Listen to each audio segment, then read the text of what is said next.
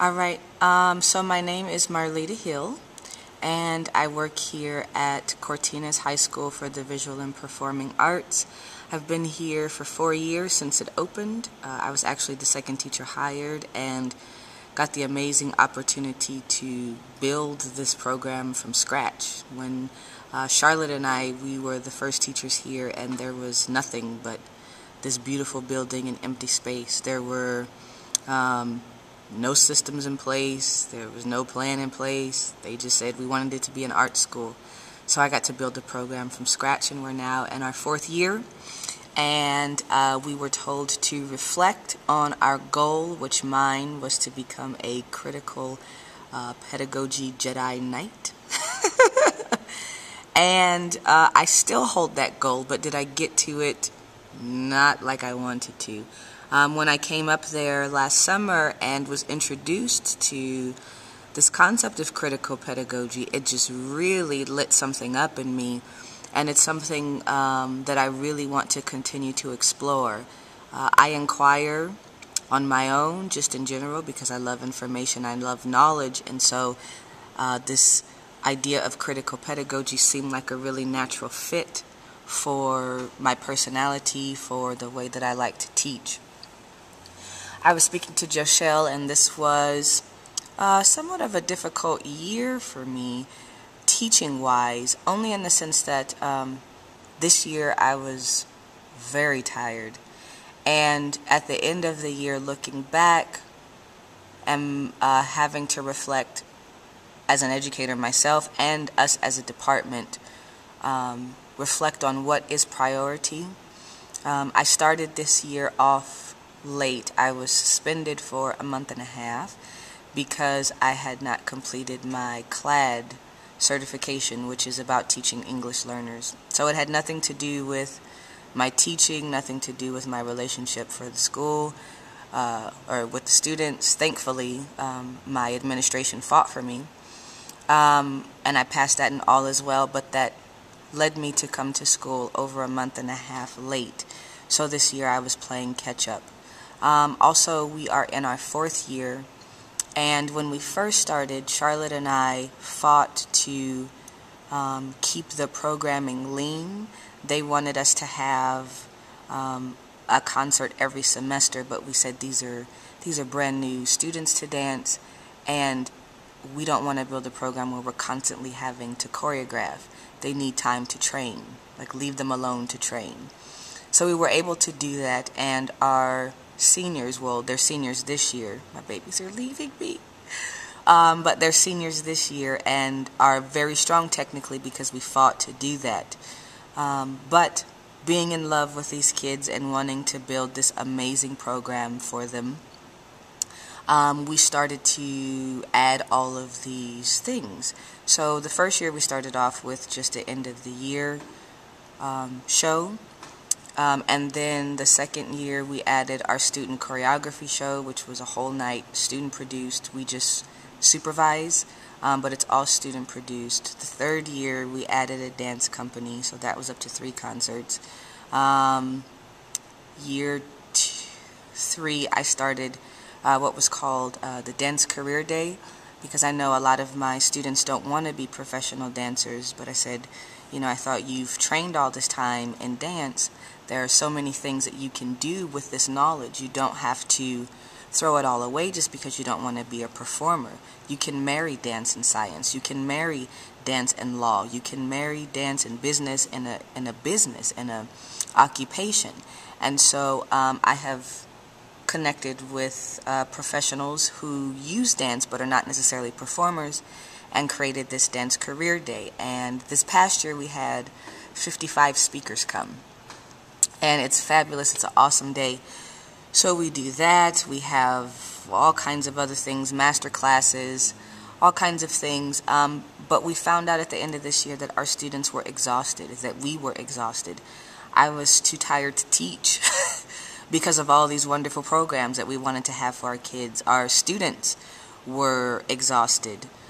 So it really led us to think, what is priority for us? And that for me is teaching, at least here.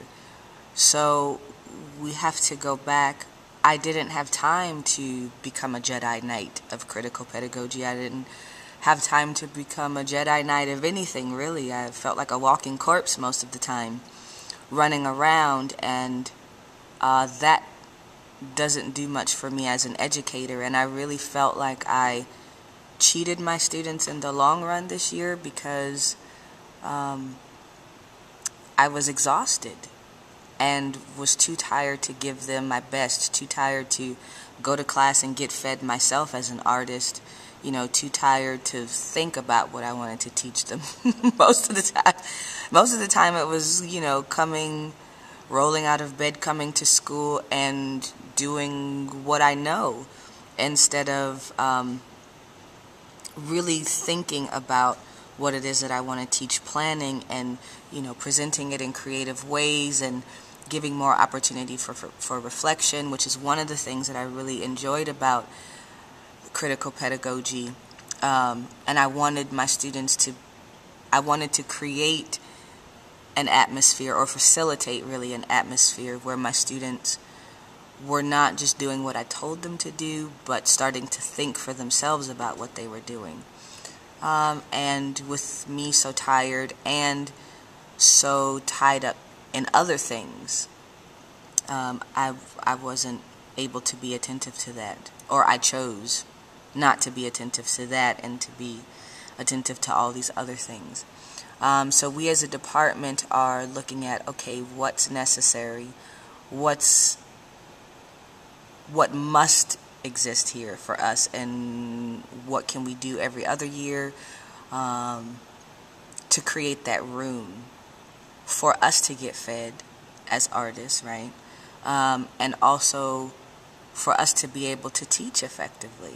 I mean, I can't be too tired from my kids. That's first, that comes first before anything else. And we were thinking, okay, this is me in my room thinking, okay, the purpose is for, over the course of the 4 years, for them to have these wonderful experiences, not for us to jam-pack it all every year to the max. We don't want them to leave this place in a gurney, metaphorically speaking, or even really. And so there are things in our love for them, we want to give them everything that we wish we had, but we do need to make choices. So we're in the process of reevaluating what that is.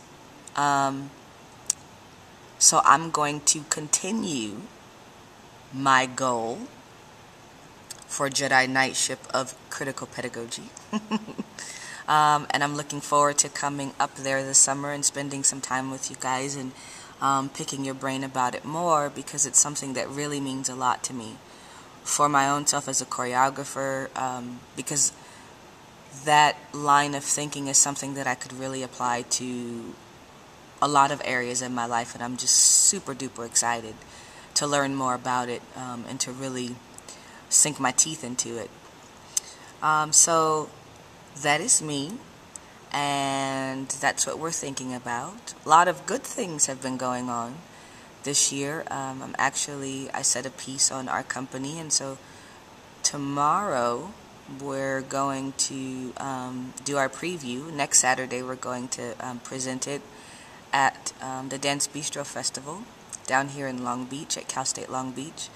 I finished my website, so I'm starting to step out as a freelance choreographer.